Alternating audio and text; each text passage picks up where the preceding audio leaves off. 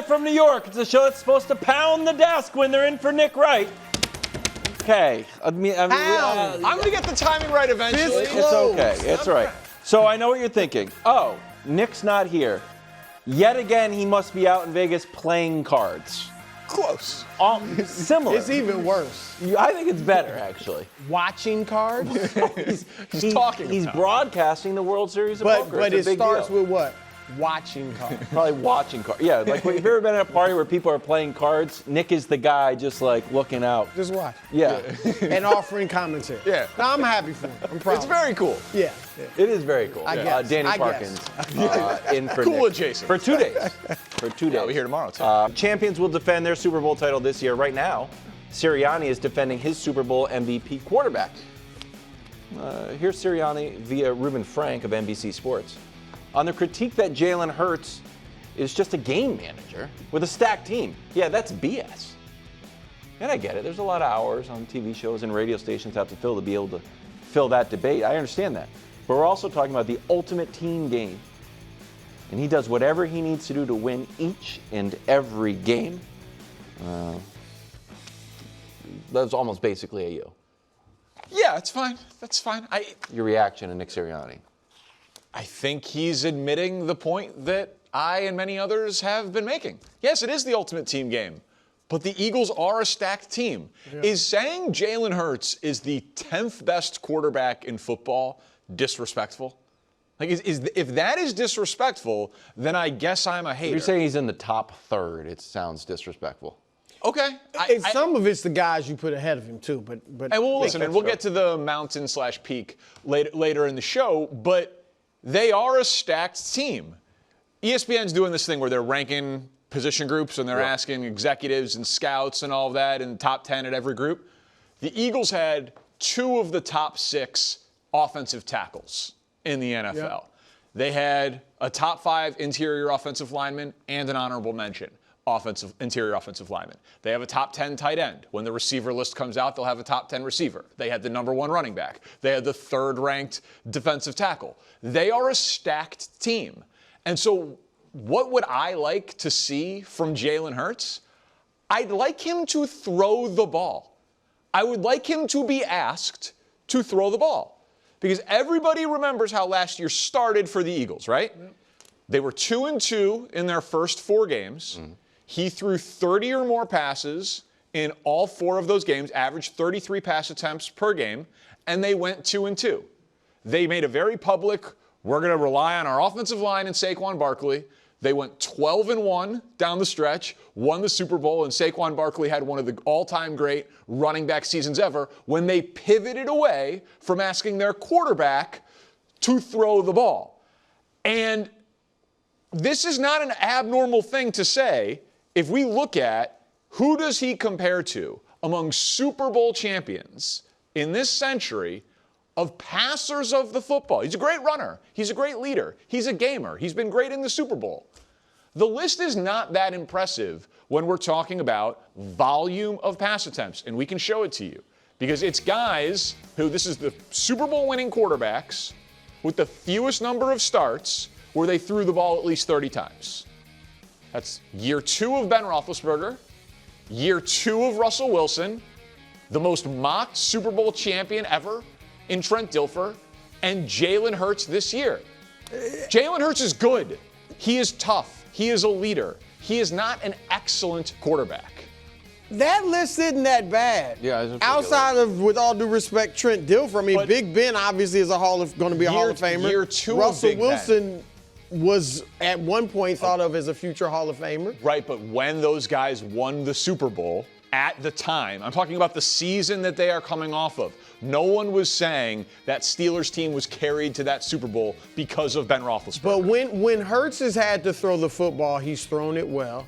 And just because the team takes the ball out of your hands doesn't mean you're not a good quarterback. Because guess who took the ball out of the MVP's hands? Buffalo. He doesn't throw it as much Josh Allen as he used to. One of your favorite quarterbacks, Justin Herbert, what has Harbaugh done? Take the ball out of his hands. Take the ball out of his hands. Not throwing it as much, son. By the way. And then he put it in his hands in the playoffs, and we saw what happened then. So I'm just saying, I just think that Jalen Hurts, the critics are off base. I'm not like you and think he's top 4.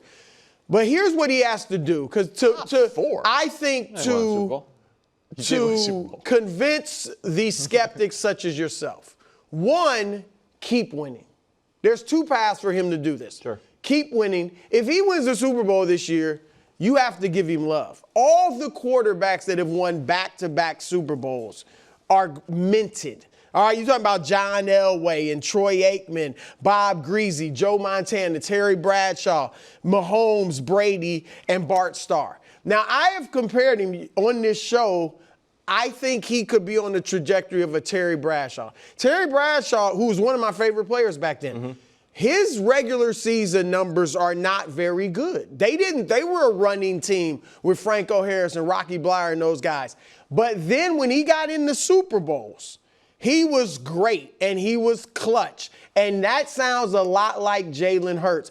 You might say, well, Bradshaw won an MVP. Hurts was second in the MVP a couple years ago. And if they keep winning Super Bowls, guess what? He has a good chance at winning an MVP at some point. So that's one path. Just keep winning. Whether he wins it this year or next year or whatever, just keep winning. The respect will start to come. Secondly, he has to show, because you're right, they are stacked. There's no question about it. But so he has to show, kind of like, look like the reason they're winning. And I would agree, throw for 4,000 yards, throw for 28 or more touchdowns, then people will start to give him that respect. But those are even if they don't win the Super Bowl, they get in the playoffs, get to the second round, conference championship, whatever, but his individual passing numbers are greater. Because here's the thing, you can talk about the running, but a lot of people, he gets respect, of course, for being a running quarterback.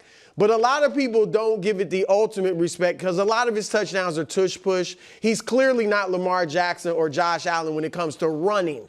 So I think his path to respect is just win at such a high level, they have to give it to you grudgingly, or you start putting up those individual numbers. And it's going to be interesting this year what they do. Because we heard A.J. Brown and even to a lesser degree, Devontae Smith kind of co-signed it. They want the ball. And receivers, now we have our ring. I want the ball.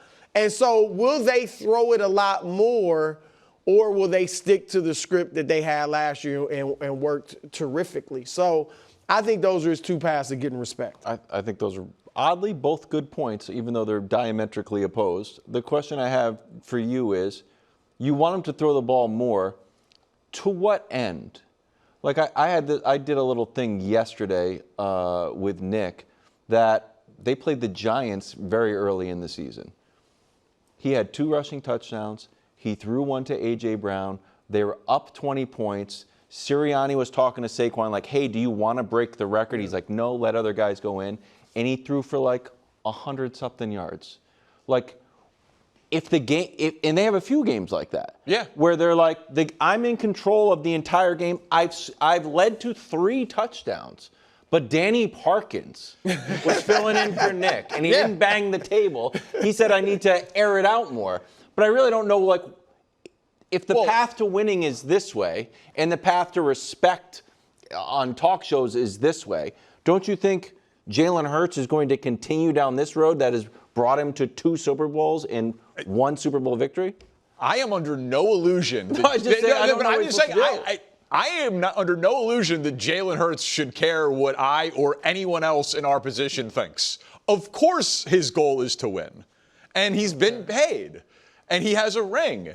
And he was awesome. A little bit, though. Do you agree with what I said? Like, obviously, if his individual numbers go up, he'll get more respect. But what about the winning? If he keeps winning the way he is, at some point will you have to be like, he's a top 5 quarterback or whatever? Listen, there's a lot of really good quarterbacks in this league. But, yes, if the point of you made about multiple Super Bowl championships, it absolutely starts to add up. How he's played in both Super Bowls, even the one that he lost, gained me respect in that spot. But if you are on a stacked team, it is harder individually for you to get all of the credit. We credit the Eagles offensive line for some of what Saquon Barkley did last year. We credit the Eagles rushing attack for some of A.J. Brown and Devontae Smith's production. That's to what Nick Sirianni's talking about. It is the ultimate team game. It might not be possible for Jalen Hurts to be viewed as the best quarterback in football on a super team.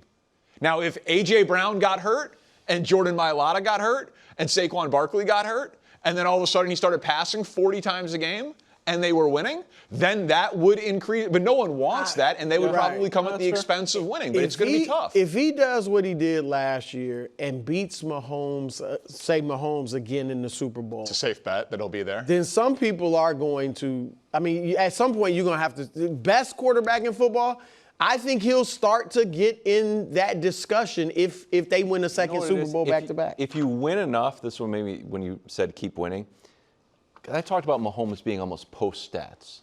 Yeah, Right. Like Mahomes can do whatever. We put up the screen. That's a It says great point. 12th this, 15th that, and we're like, he's the best. Yep. He's won Great so point. much. He's post-stats. Brady won so much. He was post-stats. Jalen Hurts, if he gets to another, like, man, this guy's been to 3 Super Bowls. Yeah. He would be post. Yeah, I'm beyond statistics. I'm only focused on At least winning. for a few years, because now Mahomes is starting to get, we want to see a few stats. But if they go, But if they win it again, if he you're wins right. 15 Now it games becomes- again, it's like, this is the way to win. Okay, NFL Top 100 rolls on. Dak missed the last 9 games of the season, saw his ranking plummet to 79. Here's how he has fared on this list historically. Last year he was 16th. That was pretty good. And the 5th highest QB. He missed the list a few times. Early on, 2017, he was 14th. Right now, the only other quarterback we've seen on the list is Tua. So a lot of sort of, I guess, Fluctuation. fluctuation is Variance. a good word. I was going to say variance. Trying to help you out here. I appreciate that. No problem. Do you expect Dak to return to MVP form, bro? No. I expect him to play well. I think he'll have a good season. But the 3 years or the years that he has had at least either 30 touchdowns, is actually the same years. 30 touchdowns and more than 4,000 yards, or 30-plus touchdowns, more than 4,000 yards passing. Each of those years, he had a strong running game. All right, we know his rookie year, he was great, or, very good, especially for a rookie. He had Ezekiel Elliott leading the league in rushing. The next time he did in 2019, Ezekiel Elliott was great, almost 1,400 yards. The next time he did it, he had Zeke and Tony Pollard starting to emerge. And then the last year he did it, Tony Pollard rushed for 1,000 yards. This year, the run game, and I know Schottenheimer wants to establish the run, they don't have great running backs. And Javonte Williams and Miles Sanders have not averaged 4 yards a carry since 2022. All right, injuries hurts Williams, and Sanders is just, I guess, getting older. He's wear and tear. But that would have been a great backfield 4 years ago. Now, if those two, if one of them or both together don't have a huge running game for the Cowboys, then now it's all on Dak. I don't think they're going to win at a high level if that's the case, and I don't think Dak will be able to put up the type of numbers to get in the MVP conversation. Dak early in his career, to your point, I think he impressed a lot of people because he didn't make mistakes. Right? He was pretty conservative. The interception numbers were very low. He was like, wow, this guy, his 4th-round pick is wise beyond his years. And I did not think he had 2 years ago and 4 years ago, the last 2 years he was healthy for the foot. I didn't think he had that in him. Nearly 600 pass attempts in a season. They led the league in points 2 years ago. I mean, he targeted CeeDee Lamb 180 times in one season. Like, it was a high-volume passing attack. Early Dak Prescott did not show that was in his bag. So being an MVP in this league with this caliber of quarterback is very difficult, and it usually is tied to winning, and I'm with you. They've got a very young offensive line. They've got serious running game questions. They've had injury concerns. But this new version, last 4 years when healthy, Dak Prescott, that is a high-volume thrower, and now he's got Pickens with CeeDee Lamb.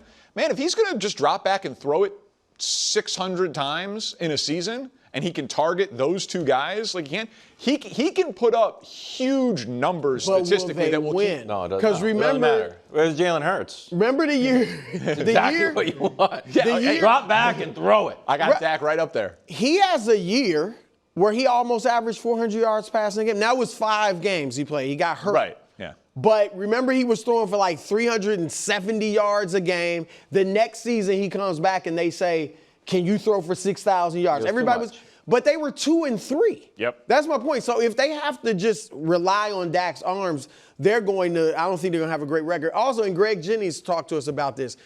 Pickens is a guy that can win a lot of 50-50 balls, but you have to kind of throw it to him when he doesn't look open. Will Dak do that? And if Dak does do that, does that lead to more interceptions, or does he not do it because he's more cautious and then, Pickens isn't getting the targets he wants? So that's all going to be interesting. I think that's fascinating week 1 against the Eagles. It's like Super Bowl champs, new coach. Do we want to roll the dice or we want to play it a little bit safe? Could be a huge statement game. Honestly, if I'm the Eagles, I'm looking at it as a statement game too. I think it's like, let's embarrass them. Yes, like in their season right now. How they have been recently too. Those games have been lopsided. Yeah. Head out to San Francisco, where Adam Schefter is reporting that Jauan Jennings wants a new deal or a new team. Wants a trade, Brew, maybe. He's expected to report to camp and scheduled to make $7.5 million on the last year of his contract. Here's how he did last year with Brock Purdy and some subs. 113 targets, 77 catches, almost 1,000 yards, 25 yards short, 13 yards per catch, and 6 touchdowns. But he had 963 yards in those two years combined, or 3 years? 3 years combined. So last year was the breakout year. He's like, can I get a new contract or a new team? So, Brew, what were your thoughts on Jauan Jennings' soft trade demand? As you know, I like Jauan Jennings. Yes. I have sung his praises more than anyone else on this show. Maybe more than anybody on TV. I don't know. I think so. But he usually doesn't come up, and he comes up often. I like Jauan Jennings, all right? But this is ridiculous. And I'm usually with athletes when they, want to capitalize and get paid, all right, when they're in contract disputes. But you had one good season. First of all, they extended him last year. All right, he played well in that Super Bowl. They extended him last season. This is the last year of that extension or that contract. And now you want you want a new contract?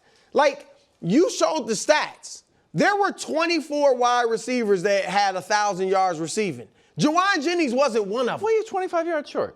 I mean, he still was short. I'm just saying, you had a very nice year, particularly for a number 2 or 3 receiver. I get it last year after Kittle, who's a tight end, he was their best receiver. But Broussard was injured and only played like 11 games.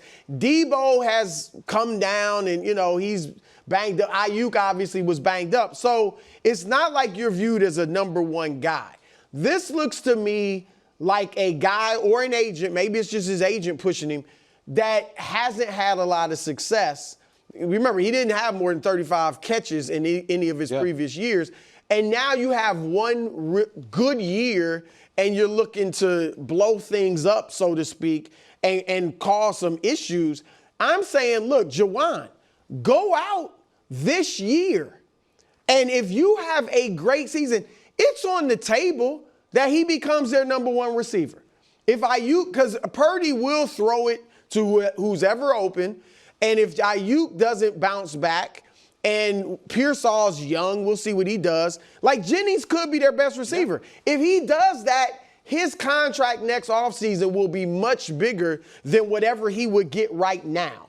And so I just think, I get it, the injury risk and all that, but I think he should go out, play the good soldier, have a great year, and then he'll get paid rather than cause these ruffles. Yeah, down. but where he was drafted, he hasn't been paid big money yet. And his leverage changed dramatically. Debo's gone. Ayuk got paid and is hurt. Jennings I'm with you, he's a great player, good contested catch guy, excellent run blocker. We know Shanahan wants their receivers to block.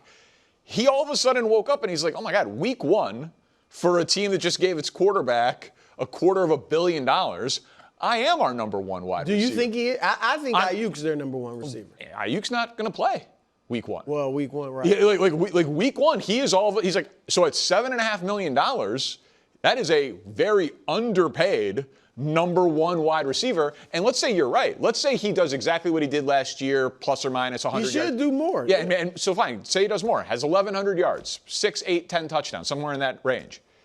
Are they going to just franchise tag him? Because they took a long time to pay Ayuk, and they paid Ayuk, and they've paid all of these other guys. He has like a unique moment in time where he is actually their number one player at the wide receiver position. So you think he's doing the right thing? I always think that athletes, when they have leverage in non-guaranteed contract sports, try to put the thumb on the scale for themselves. But you called it right. It is a soft trade demand. Because in the report, what it also says, I'm coming to training camp. If it stays soft, okay.